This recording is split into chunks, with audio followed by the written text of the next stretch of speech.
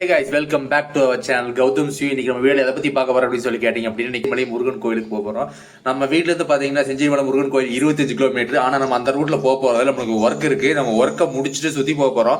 நம்ம work destination போயிட்டு வந்து பாத்தீங்க அப்படின்னா அங்க வந்து போற கிட்டத்தட்ட 40 கிலோமீட்டர் வரும். 40 கிலோமீட்டர் போயிட்டு திரும்பி நம்ம வீட்டுக்கு வர்றது வந்து பாத்தீங்க அப்படின்னா டோட்டலா 60 கிலோமீட்டர் வந்து ஒரு சர்க்கிள் வருது. சோ கைஸ், இந்த டிராவல் பிளாக் தானே வந்து நீங்க வீடியோல பார்க்க போறீங்க. சோ மறக்காம வந்துட்டு வீடியோவை வந்துட்டு லைக் பண்ணிட்டு சேனலை சப்ஸ்கிரைப் பண்ணிக்கிங்க. அண்ட் உங்க ஃப்ரெண்ட்ஸ் எல்லாத்துக்கும் இந்த வீடியோ ஷேர் பண்ணுங்க. அண்ட் உங்களுடைய தாட்ஸ் எல்லாத்தையும் வந்து கமெண்ட் செக்ஷன்ல சொல்லுங்க. சோ கைஸ், வாங்க வீடியோக்குள்ள போலாம். ஹே கைஸ், பாத்தீங்க அப்படின்னு இன்னைக்கு நம்ம ஓலாவில் தான் வந்து செஞ்சேரிமலை கோயிலுக்கு போக போறோம். அண்ட் கைஸ் பாத்தீங்கன்னா இப்போ ஓலாவில் வந்து நம்ம சார்ஜ் 99% இருக்குது. இன்னைக்கு காலையிலிருந்து நான் வந்து இந்த வண்டியை வந்து நான் ஓட்டவே இல்லை. இப்போ தான் ஃபர்ஸ்ட் டைம் காலையில் எடுக்கிறேன். பாத்தீங்கன்னா டிஸ்டன்ஸ் டிராவல்டு வந்து இன்னைக்கு 0 தான் இருக்கும். ஸோ வந்து பாத்தீங்க அப்படின்னா இன்னைக்கு நம்ம ஓலாவில் வந்துட்டு கரெக்டாக ஒரு 30 to 35 கிலோமீட்டர் ஸ்பீடு டிராவல் பண்ணிட்டு எவ்வளவு ரேஞ்சு கிடைக்க போகுது தான் இந்த வீடியோவில் வந்து நம்ம பார்க்க போகிறோம். ஆக்சுவலாக வந்து பார்த்தீங்க அப்படின்னா நம்ம வண்டி ஃபஸ்ட்டு வந்து ஃபுல்லாக டிஸ்சார்ஜ் ஆகி 3% வரும்போது பார்க்கிங் மோடு போயிடும். ஆனால் இப்போல்லாம் வந்து பார்த்தீங்கன்னா 8% பார்க்கிங் மோடு போயிடுது. எனக்கு கிட்டத்தட்ட நம்ம 2 வருஷமாக வண்டியை ஓட்டிகிட்டு இருக்கிறோம். அது வந்து ஹீட் ஆகிறதுனால வந்து சார்ஜிங்கில் ஹீட் ஆகிறதுனால வந்து அதோட லைஃப் ஸ்பேன் வந்து குறைஞ்சிருக்கலாம். அதனால வந்து 3% பார்க்கிங் மோடு போகிறது இப்போல்லாம் 8%லேயே போயிடுது. 8% போனாலும் அந்த 8% வந்து அப்படியே இருக்கிறது இல்லை. அவங்க ப்ரோக்ராமிங் பண்ணிக்கிறது 3% போனால் பார்க்கிங் மோடு போகிற மாதிரி ப்ரோக்ராம் பண்ணியிருப்பாங்க. ஆனால் ஆக்சுவலாக வண்டி நம்ம ட்ரைவ் பண்ணும்போது 3% போகுதுன்னு நினைக்கிறேன். ஆனால் டிஸ்பிளேல காமிக்கிறது 8% காமிக்குது. அது உடனே வந்து பார்க்கிங் மோடு போயிருது. பார்த்தீங்க அப்படின்னா வந்துட்டு சார்ஜும் வந்துட்டு ஒரு 2-3 செகண்ட்ல வந்துட்டு 3% சொல்லி போயிருது. ஏன் அந்த 5% டிஃபரன்ஸ் வந்து டக்குன்னு வந்து இனிஷியேட் ஆகுது அப்படின்னு எனக்கு தெரியல. எனக்கு பார்த்தீங்க அப்படின்னா நம்ம வண்டி ஒரு 35 to 40 கிலோமீட்டர் ஸ்பீடில் ஓட்டினீங்க அப்படின்னா தான் 135 140 கிலோமீட்டர் வந்து ரேஞ்சு கொடுக்கும். அந்த ஸ்பீடில் இன்னைக்கு ஓட்டி வந்து நம்ம ரேஞ்ச் டெஸ்ட் பண்ண போகிறோம். ஆக்சுவலாக வந்து உங்களுக்கு லைவாக வந்து அந்தந்த சிச்சுவேஷனில் ஒரு கிட்டத்தட்ட 1/2 மணி நேரம் கேப்பில் வந்து நம்ம ட்ரைவ் பண்ணும்போது அந்த டிஃபரன்ஷியேட் ஆஃப் ரேஞ்ச் டெஸ்ட் அப்படிங்கிறது வந்து இந்த வீடியோ ஃபுல்லாக நான் கொடுக்க போகிறேன். அப்போ தான் வந்து உங்களுக்கு ஆக்சுவலாக வந்துட்டு என்ன ஸ்பீடில் ஓட்டுறோம், என்ன ரேஞ்ச் வந்து கிடைக்குது அப்படிங்கிற டீட்டெயில் எல்லாமே உங்களுக்கு கிளியராக தெரியும்.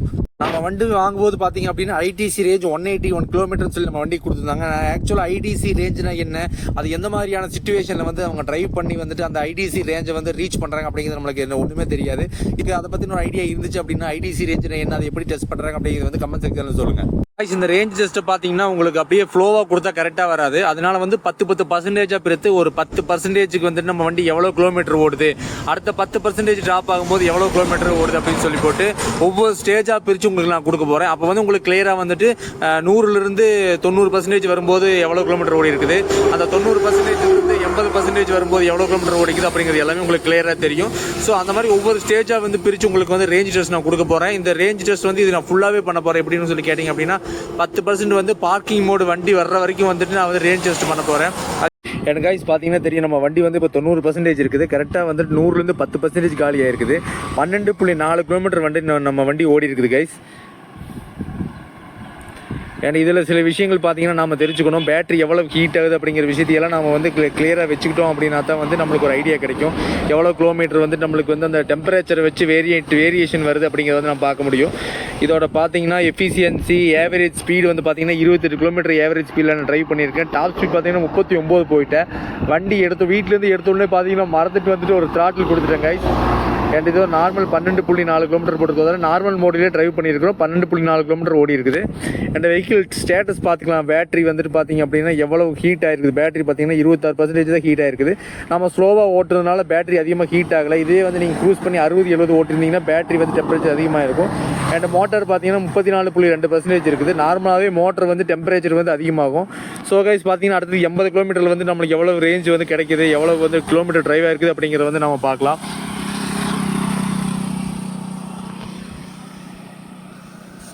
கைஸ் இன்னொன்று பார்த்தீங்க அப்படின்னா வந்து நான் அந்த 100 கிலோமீட்டர்லேருந்து ஃபுல் சார்ஜில் வண்டி எடுத்துகிட்டு அந்த 90% வர்ற வரைக்கும் அந்த ஸ்டேஜ் எடுத்துருந்தேன் பார்த்தீங்களா. அதில் ஒரு அண்ணன் வந்து எனக்கு தெரிஞ்ச அண்ணன் வந்து லிஃப்ட் கேட்டார். அவருக்கு வந்து இல்லைன்னு சொல்ல முடியல. அவர் ஒரு 4 கிலோமீட்டர் வந்து நான் கூட்டிகிட்டு வந்து இறக்கி விட்டேன். அதுக்கு வந்து பார்த்தீங்கன்னா கிட்டத்தட்ட ஒரு 1.5 கிலோமீட்டர் ரேஞ்ச் வந்து டிஃப்ரென்ஸ் ஆகிருக்கும். அவர் ஏற்றாமல் இருந்ததுன்னு பார்த்தீங்கன்னா ஒரு 1.5 கிலோமீட்டர் வந்து ரேஞ்ச் அதிகமாக கிடச்சிருக்கும். அதை வந்து நம்ம இந்த ஸ்டேஜில் வந்து நம்ம கடைசியில் கால்குலேட் பண்ணும்போது ஆட் பண்ணிக்கலாம். கைஸ் பார்த்தீங்கன்னா ஸ்டேஜ் 2ல் வந்து பார்த்தீங்கன்னா 80% சார்ஜ் வந்துருச்சு. 90லேருந்து 80% 10% கம்மியாக இருக்குது. 29.4 கிலோமீட்டர் ட்ரைவ் பண்ணியிருக்கிறோம். 29.4 கிலோமீட்டர் அப்படின்னா ஸ்டேஜ் 2ல் கிட்டத்தட்ட 17 கிலோமீட்டர் வண்டி டிரைவ் ஆகியிருக்கு. இந்த ஸ்டேஜ் 2ல் வந்து பார்த்தீங்க அப்படின்னா 30 கிலோமீட்டர்லேருந்து 35 கிலோமீட்டர் கம்மியாக தான் ஓட்டினேன். 30 கிலோமீட்டருக்கு கம்மியாக தான் நிறையா தடவை ட்ரைவ் பண்ணேன். நம்ம ஸ்பீடு வந்து கம்மியாக ஓட்டுறதுனால வந்து ரேஞ்ச் வந்து நம்மளுக்கு அதிகமாக கிடச்சிருக்கு. இப்போ வந்து பார்த்தீங்கன்னா பேட்டரி ஸ்டேட்டஸ் வந்து நம்ம பார்த்துக்கலாம். இப்போ வெஹிக்கிள் ஸ்டேட்டஸ் பாருங்கள். ஈகோவில் வந்து 137 போகணும்னு காமிச்சிருக்குது. நார்மலாக 110ன்னு காமிக்குது. பேட்டரி டெம்பரேச்சர் 26 டிகிரி இருக்குது. மோட்டர் டெம்பரேச்சர் வந்துட்டு இப்போ 35.8 டிகிரி. கொஞ்சமாக வந்துட்டு 1 டிகிரி மட்டும் மோட்டர் வந்து டெம்பரேச்சர் இன்க்ரீஸ் ஆகிருக்குது. ஓகே, ஸ்டேஜ் 3 பார்க்கலாம் கைஸ். அடுத்தது ஸ்டேஜ் 2ல் ரைட் ஸ்டேட்டஸ் பார்த்தீங்க அப்படின்னா ஏவரேஜ் ஸ்பீடு 29 ஆயிருக்கு. டாப் ஸ்பீடு வந்து அந்த ஃபஸ்ட்டு ஸ்டேஜில் ஓட்ட 39 கிலோமீட்டர் தான். அதுக்கு மேலே இனிமேல் நான் ஓட்ட மாட்டேன். எஃபிஷியன்சி பார்த்தீங்கன்னா 22.0 காமிக்குது. அண்ட் ரீஜன் வந்து பார்த்தீங்கன்னா 0.1 கிலோமீட்டர் வந்து ரீஜனில் ஆட் ஆகிருக்குது. செஞ்சேரி மலை கோயிலுக்கு போயிட்டு இருக்கிறோம். இங்கெல்லாம் ஃபுல்லாக பின்னாடி பார்த்தீங்கன்னா தெரியும், ஃபுல்லாக தண்ணி நிற்கிது. எல்லாம் நைட்டு மழை பெஞ்சிருக்கும் போல் இருக்குது. எங்கள் வீட்டில் வந்து பார்த்தீங்கன்னா லேசாக தூரல் மேலே இருந்துச்சு. ஆனால் இந்த ஏரியாவில் பார்த்தீங்கன்னா நல்லாவே மழை பெஞ்சிருக்குது. ஸ்டேஜ் 3லேயே வந்து நம்ம கோயிலுக்கு போயிடுவோம். கோயிலுக்கு போயிட்டு சாமியை கும்பிட்டுட்டு வந்துட்டு அப்புறம் ரேஞ்ச் டெஸ்ட் எல்லாமே கம்ப்ளீட் பண்ணுவோம். ஸோ அந்த வீடியோ ஃபுல்லாக பாருங்கள்.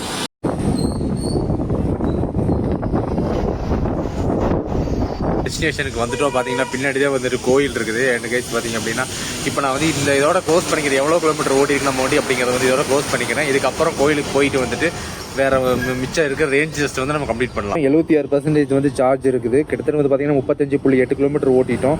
29.4 வந்து நம்ம கம்ப்ளீட் பண்ணியிருந்த ஸ்டேஜ் 2. இது வந்து ஸ்டேஜ் 3 வந்து நம்ம பாதியிலேயே கட் பண்ணுறோம்.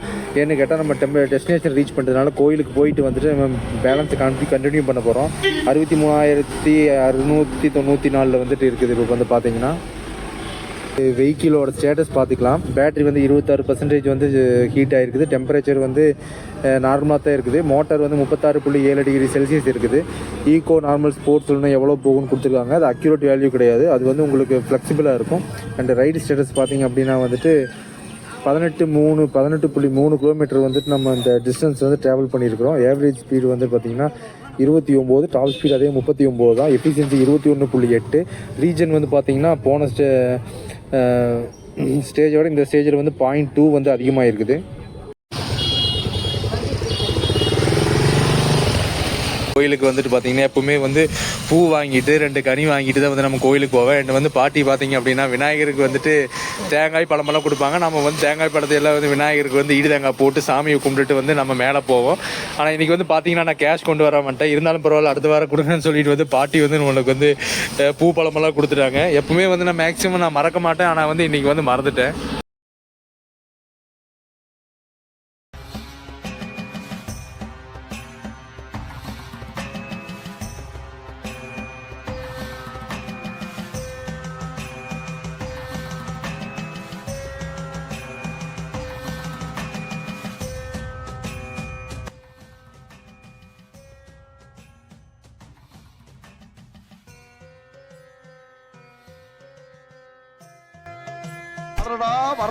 மொத்தமா என்னையவே குறி வச்சு வந்தா என்னடா பழத்தின் இருக்குத.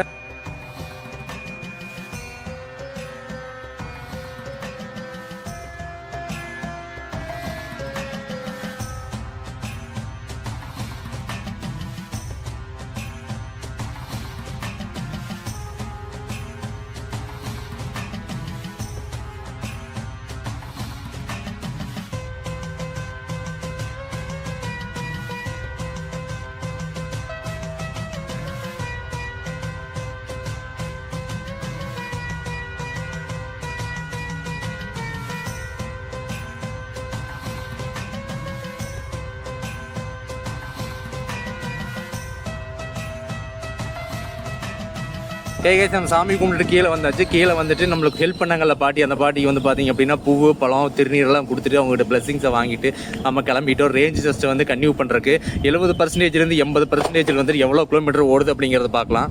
ஸ்டேஜ் 3 கம்ப்ளீட் பண்ணிட்டோம். 70லேருந்து 80% வந்து பார்த்தீங்க அப்படின்னா 10 கிலோமீட்டர் ஓடி இருக்குது. அந்த 10 கிலோமீட்டரில் வந்து பார்த்தீங்க அப்படின்னா நம்ம பாதியிலேயே கம்ப்ளீட் பண்ணியிருந்தோம். 35.8 முடிச்சிருந்தோம். ஸ்டேஜ் 2 வந்து பார்த்தீங்கன்னா 29.4 முடிஞ்சிருச்சு. அப்போ 29.4லேருந்து 35.8க்கு வந்து பார்த்தீங்கன்னா 6.4 கிலோமீட்டர். இதில் வந்து பார்த்தீங்கன்னா ஒரு 10 கிலோமீட்டர் 16.4 கிலோமீட்டர் வந்து ஸ்டேஜ் 3ல், அதாவது 70லேருந்து 80%, 16.4 கிலோமீட்டர் வந்து வண்டி ஓடி இருக்குது. கைஸ் பார்த்தீங்க அப்படின்னா அந்த வீடியோ வந்து நான் ஒரே செக்ஷனில் எடுக்கல. ஒரே செக்ஷனில் வந்துட்டு ஒரு 50 கிலோமீட்டர் ஓட்டிட்டு திரும்பி ஒரு 50 கிலோமீட்டர் வந்துட்டு அந்த மாதிரி வந்து நான் இந்த ரேஞ்ச் டெஸ்ட் பண்ணலை.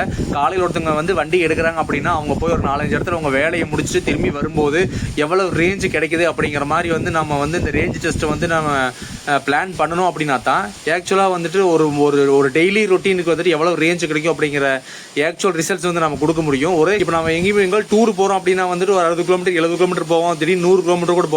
ஆனால் நம்ம எலக்ட்ரிக் வண்டி வச்சு நம்ம டூர் போகிறது டெய்லி வந்து நம்ம தேவைகளுக்கு தான் யூஸ் பண்ண போகிறோம். அதனால வந்து நம்ம டெய்லி தேவைகளுக்கு வந்துட்டு யூஸ் பண்ணும்போது எவ்வளோ ரேஞ்சு கிடைக்கிறது அப்படிங்கிற ஒரு பார்வையில் அந்த கண்ணோட்டத்தில் தான் வந்து இந்த ரேஞ்ச் டெஸ்ட்டே இருக்கும். பார்த்தீங்கன்னா 26.3 வந்து ட்ரிப்பில் காமிக்குது. நம்ம ஸ்டேஜ் 3 கம்ப்ளீட் பண்ணும்போது ட்ரிப்பில் 10 இருந்துச்சு. இப்போ வந்து 16.3 கிலோமீட்டர் வந்துட்டு ஓடி இருக்குது. அதாவது 60%லேருந்து 70% 10% கம்மியாகும் போது பார்த்தீங்க அப்படின்னா 16.3 கிலோமீட்டர் வந்து ஓடி இருக்குது. இப்போ பேட்டரியோட ஸ்டேட்டஸ் வந்து நம்ம பார்த்துக்கலாம். பேட்டரி ஸ்டேட்டஸ் பார்த்தீங்க அப்படின்னா 28 டிகிரி செல்சியஸ் வந்துட்டு ஹீட்டாக இருக்குது பேட்டரி. அண்ட் மோட்டர் வந்து பார்த்தீங்கன்னா 40.3 டிகிரி செல்சியஸ் வந்து ஹீட்டில் இருக்குது. அண்ட் இன்னொன்று ரைடு ஸ்டேட்டஸ் பார்த்தீங்க அப்படின்னா வந்து டாப் ஸ்பீடு வந்து 40 கிலோமீட்டர் ஓட்டி இருக்கிறோம். ஆவரேஜ் ஸ்பீடு வந்து 29 கிலோமீட்டர், எஃபிஷியன்சி 21.5 அண்ட் வந்து ரீஜனில் வந்து 0.7 கிலோமீட்டர் நம்மளுக்கு கிடச்சிருக்கு. கைஸ் பார்த்தீங்க அப்படின்னா நம்ம வந்து இப்போ ஸ்டேஜ் 5 கம்ப்ளீட் பண்ணிட்டோம். 50% வந்து சார்ஜ் வந்து இப்போ காலியாகிருக்கு. 50%லேருந்து 60%க்கு சார்ஜ் வந்து காலியானதுக்கு நம்ம எவ்வளவு கிலோமீட்டர் வந்து நம்ம ட்ராவல் பண்ணியிருக்கோம் அப்படின்னு சொல்லி பார்த்தீங்க அப்படின்னா ஹோமுக்கு போய்க்கலாம். ஹோமுக்கு போயிட்டு 42.9 கிலோமீட்டர் வந்து காமிக்குது. நாம் ஸ்டேஜ் 4 கம்ப்ளீட் பண்ணும்போது பார்த்தீங்க அப்படின்னா 26.3 கிலோமீட்டர் காமிச்சிது. அப்படி கணக்கு பார்த்தோம்னா 16.6 கிலோமீட்டர் வந்து நம்மளுக்கு ரேஞ்சு கிடச்சிருக்குது. அதாவது 50லேருந்து 60% வந்துட்டு காலி ஆகும்போது வந்து பார்த்தீங்க அப்படின்னா நம்மளுக்கு 16.6% வந்து ரேஞ்சு கிடச்சிருக்கு. அண்ட் பேட்டரியோட ஸ்டேட்டஸ் பார்த்துடலாம். பேட்டரி வந்து பார்த்தீங்கன்னா 29 டிகிரி செல்சியஸ் அப்படியே இருக்குது. டெம்பரேச்சர் வந்து ஏறவே இல்லை. ஏன்னு கேட்டிங்கன்னா நம்ம வந்து கிராஜுவலாக வந்து டிஸ்சார்ஜ் பண்ணிகிட்டு இருக்கோம். அதனால் ஒரு 30லேருந்து 35 கிலோமீட்டர் ஸ்பீடு வந்துட்டு நம்ம மெயின்டைன் பண்ணுறதுனால வந்து பேட்டரியோட டெம்பரேச்சர் வந்து இன்க்ரீஸ் ஆகவே இல்லை. இந்த மோட்டர் பார்த்தீங்கன்னா 41.1 டிகிரி செல்சியஸ் வந்து டெம்பரேச்சர் ஆகிருக்கு. ஏன்னு கேட்டால் மோட்டர் வந்துட்டு பார்த்தீங்க அப்படின்னா ரெகுலராக வந்து நம்ம ஒரு 10 கிலோமீட்டர் ஸ்பேனில் வந்து நம்ம ரெகுலராக வந்து ட்ரைவ் பண்ணிகிட்டே இருக்கிறதுனால அதோட ஸ்பீடு அதோட டெம்பரேச்சர் வந்து பார்த்தீங்கன்னா கிராஜுவலாக இன்க்ரீஸ் ஆகிட்டு இருக்குது. ஆனால் வந்து இந்த மாதிரி வந்து வண்டியை நிறுத்துறோன்னே பார்த்தீங்கன்னா அந்த 1% அந்த 1 டிகிரி செல்சியஸ் 2 டிகிரி செல்சியஸ் அப்படின்னு சொல்லி டக்குன்னு குறையுது. அதனால் வந்து பார்த்தீங்க அப்படின்னா மோட்டரோட டெம்பரேச்சரும் வந்துட்டு கம்மியாகிறது வந்துட்டு பார்த்தீங்கன்னா நல்லாவே இருக்குது. அதோட டெம்பரேச்சர் வந்து டிஸ்சார்ஜ் ஆகிறது ரொம்ப நல்லா இருக்குது. அந்த பேட்டரி வந்து பார்த்தீங்கன்னா டெம்பரேச்சர் ஹீட்டே ஆகாமல் அப்படியே வந்து மெயின்டைன் ஆகுது. கைஸ் நம்ம ஓலா S1 Pro Gen 1ஓட ரேஞ்ச் டெஸ்ட்டை வந்து நம்ம கம்ப்ளீட் பண்ணிட்டோம். கிட்டத்தட்ட வந்து 5 ஸ்டேஜ் கம்ப்ளீட் பண்ணோம். 50% வந்து நம்ம காலி பண்ணிட்டு கிட்டத்தட்ட 76 கிலோமீட்டர் வந்து நம்ம வந்து ரேஞ்ச் வந்து எடுத்துருக்கிறோம் 50%க்கு. இன்னொரு 50%க்கு வந்து பார்த்தீங்கன்னா இன்னொரு 76 கிலோமீட்டர் போகும். எனக்கு வந்து பார்த்தீங்க அப்படின்னா ஒரு 4 கிலோமீட்டருக்கு வந்துட்டு என் ஃப்ரெண்ட் ஒருத்தர் வந்து நான் லிஃப்ட் கொடுத்து கூட்டிகிட்டு வந்தேன். அதுக்கு வந்து பார்த்தீங்கன்னா எப்படி 1.5லேருந்து ஒரு 2 கிலோமீட்டர் வந்து வேரியேஷன் வந்துருக்கும். அந்த 1.5 கிலோமீட்டர் நம்ம சேர்த்தணும் அப்படின்னா 77.5 கிலோமீட்டர் கிட்டத்தட்ட வந்து பார்த்தீங்கன்னா 155 கிலோமீட்டர் வந்து ரேஞ்ச் வந்து அப்ராக்சிமேட்டாக நம்மளுக்கு கண்டிப்பாக கிடைக்கும். அண்ட் வந்து பார்த்தீங்க அப்படின்னா அந்த 3% வந்து வந்த உடனே வந்துட்டு அவங்க பார்க்கிங் மோட் போகிற மாதிரி வச்சுருக்காங்க. அது வந்து சேஃப்டி பர்பஸுக்காக. திடீர்னு 0% ஆகி வண்டி வந்து ஃபுல்லாக ஷட் டவுன் ஆயிடுச்சு அப்படின்னா வந்து ரீசார்ஜ் ஆகும்போது வந்து பார்த்தீங்கன்னா பேட்டரியில் வந்து பல பிரச்சனைகள் வரும். அதனால தான் வந்துட்டு அது 3% சார்ஜ் இருக்கும்போதே வந்து அது டிரைவபுளாக இருந்தாலும் அதை வந்து அவங்க வந்து டிரைவ் பண்ணுறதுக்கு அலோவ் பண்ணுறது இல்லை. பார்க்கிங் மோட் கொண்டு போயிடுறாங்க ஆட்டோமேட்டிக்காக. அந்த மாதிரி தான் அவங்க ப்ரோக்ராம் பண்ணியிருக்காங்க. அந்த 3%க்கு வந்துட்டு அந்த ஒரு 5 கிலோமீட்டர் வந்து கழிச்சிட்டோம் அப்படின்னா எனக்கு தெரிஞ்சு வண்டி ஒரு 30-35 கிலோமீட்டர் ஸ்பீடில் கண்டிப்பாக ஓட்டுனீங்க, அந்த ஸ்பீடை மெயின்டைன் பண்ணீங்க அப்படின்னா வந்து உங்களுக்கு கண்டிப்பாக 150 கிலோமீட்டர் ரேஞ்ச் கிடைக்கும். புது வண்டி எடுத்தீங்கன்னா 150 தான் கிடைக்கும். நம்ம வண்டி எடுத்து 2 வருஷம் ஆச்சு. ப்ராப்பராக வந்து ஓட்டிகிட்டு இருக்கிறோம். குண்டுக்குழியில் வந்து தடுப்புடுன்னு விட்டு ஓட்டுறது கிடையாது.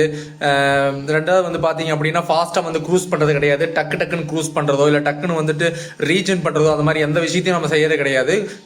கேஷுவலாக வந்து க்ரூஸ் பண்ணுவோம். கேஷுவலாக வந்து பிரேக்கிங் எல்லாமே வந்து ப்ராப்பராக வந்து பண்ணிட்டு இருக்கிறோம். அதனால தான் பார்த்தீங்கன்னா 2 வருஷம் கழிச்சு 63,000 கிலோமீட்டருக்கு மேலே ஓடியும் நம்மளுக்கு வந்து ரேஞ்ச் வந்து பெருசாக ட்ராப் ஆகாமல் இருக்குது. இன்னொரு மைனஸ் என்னன்னு சொல்லி கேட்டிங்கன்னா பேட்டரி வந்து அதிகமாக வந்து ஹீட் ஆகுது அப்படிங்கிற ஒரு பிரச்சனை வந்து நான் இது வரைக்கும் ஃபேஸ் பண்ணது கிடையாது. பேட்டரி வந்து 2 வருஷம் ஏஜ் ஆனதுனால நம்ம அதிகமான ஸ்பீடு 60 கிலோமீட்டர் 70 கிலோமீட்டர் ஸ்பீடில் ஓட்டும் போது டிஸ்சார்ஜ் வந்து பேட்டரி வேகமாகும். அந்த டைமில் பார்த்தீங்கன்னா கொஞ்சம் ஹீட்டிங் வர்றதுக்கு வாய்ப்பு இருக்குது. இந்த பேட்டரியோட ஏஜ் காரணமாக வந்து பார்த்தீங்கன்னா ஒரு சேஃப்டி பர்பஸ்க்காக ஒரு 9% 8% வந்துட்டு அது பார்க்கிங் மோடு போயிருது.